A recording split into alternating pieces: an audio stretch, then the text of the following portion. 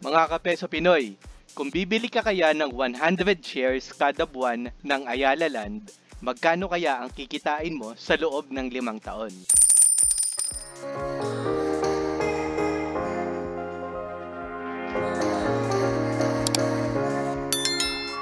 Bago natin simulan ang ating simulation, ipakilala ko muna sa inyo kung sino nga ba ang Ayala Land. Currently, meron silang land bank na 11,240 hectares, may 52 estates sila, may 34 malls, industrial park, at mga dedicated carbon forest. So kasama sa mga estates nila ang Makati Central Business District, Nuvali, ang Cebu Park District, at ang capex nila ay 86.2 billion pesos. Ang revenues, 148.9 billion pesos. At ang net income nila, 24.5 billion pesos. Kasama din dyan ang mga residential brands nila katulad na lang ng Ayala Land Premier, Alveo, Avida, Amaya, at Bella Vita. Aside from that, meron silang mga malls, offices, hotels, and resorts. Sa experiment natin na ito or sa simulation, gagamitin natin ang nakaraang 5 taon na historical data ng Ayala Land. Sabihin natin na kada unang buwan o unang araw ng kada buwan ka maghuhulog or bibili ka ng 100 shares ng Ayala Land sa iyong broker. Matatandaan natin na itong 2019, 2020 at saka 2021, ito yung kasagsagan ng pandemic. Kaya kung mapapansin nyo, medyo pababa ang presyo ng stock price ng Ayala Land dyan. Kung makikita nyo dito, pababa siya ng pababa at tumataas naman ulit ngayong 2024. Tatapusin natin ang ating experiment na October 1, 2024 na kung saan huling araw tayo na bumili ng 100 shares. Sabihin natin na bumili tayo ng quantity na 100 shares sa ating broker. Ang presyo noong September 2, 2019 ay 47.4. Kasama sa ating pagbili, mayroong commission ang ating broker. Ang ginagamit ko na broker, nagcha-charge siya ng 0.25% na commission based doon sa halaga ng pagkakabili ko. Mayroon din niyang kasamang VAT at may other charges din. Kaya ang net proceeds o ang total na napagkabili ko ng 47.4 na price ay 4,753.98 pesos. Sabihin natin na tuloy-tuloy ako na mag-i-invest ng 100 shares sa Ayala Land hanggang October 1, 2024. Bali hindi ko papansinin ang nangyaring pandemic. Tuloy-tuloy lang ang aking pag-i-invest sa Ayala Land. Ang total na mabibili ko na number of shares sa Ayala Land ay 6,200 shares. At ang total na naging puhunan ko sa pagbilis ng Ayala Land ay 207,069 pesos. Sabihin natin ngayon mga kapeso, noong October 1, 2024, nag-decide na ako na ibenta lahat ng shares ko sa Ayala Land. Pagkalipas ng 5 taon na nag-i-invest ako sa stock na ito. Ang stock price nung magbebenta ako, sabihin natin na 37.5 ang closing price nung October 1, 2024. So ilalagay ko dito na nagbenta ako noong 10/1/2024. Yan yung date na magbebenta ako. Lahat ng shares na meron ako, ibebenta ko na ngayong date na ito. I-copy ko lang siya hanggang sa pinakababa ng aking investment. October 1, 2024. Sabihin natin na lahat ng shares or 100 shares, ibebenta ko na lahat yan ngayon. So, i-copy ko lang din hanggang dito sa pinakababa ang 100 shares na ibebenta ko. Ngayon, ang 100 shares na yan ay pepresyohan natin ng 37.5. Again, pag nagbenta tayo, may commission na naman si broker ko na 0.25% ng total ng pagkakabenta ko. May VAT ulit, ito pa ang nadagdag, sales tax, which is 0.6% ng total na pagkakabenta natin.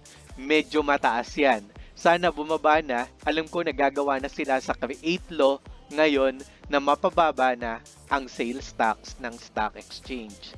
May other charges din at ito ngayon ang net proceeds ko, 3,716 pesos. Kung mapapansin nyo, Nabili ko siya ng 4,753. Ang natanggap ko lang 3,716 pesos. Kaya kung makikita nyo dito sa computation ko, meron akong net loss na 1,037 pesos o 21.82%. Medyo masakit. Pero dahil averaging ang ginagamit natin, 37.5% ko sila lahat ibebenta. Ang total na number of shares na ibinenta ko, 6,200 pesos. 200 shares din. Ngayon, magkano ang total ng lahat ng pagkakabenta ko? Ito na yung pinaka-neto. Ang total niyan, 230,000 pesos. Ang total na kinita ko, pinagsama-sama ko lahat ng income, lahat ng loss, pinagsama-sama ko yan. Ang total na kinita ko ay 23,349 pesos. Sa kabuuan mga kapeso, 11.276 pesos or 11% ang kinita ng buong pag-i-invest ko sa Ayala Land sa loob ng 5 taon. Kayo na ang bahalang humusga kung masaya na ba kayo sa 11.28% na kinita niya sa loob ng 5 taon. Yung 207,000 ko, naging 230k or naragdagan ng 23,349 pesos. Pero medyo malubha ang pinagdaanan ng stocks ko mga kapeso. Dumaan kasi ako sa COVID-19 pandemic. Kaya talagang bumagsak, and etong 2022 naman, ito yung talagang bagsak ang stock market sa buong mundo kasi after pandemic yan, nagkaroon naman ng mga crisis. Pero mga kapeso, hindi lang naman yan o hindi lang yung pagkakabenta natin ang dapat natin pagkakitaan sa stocks.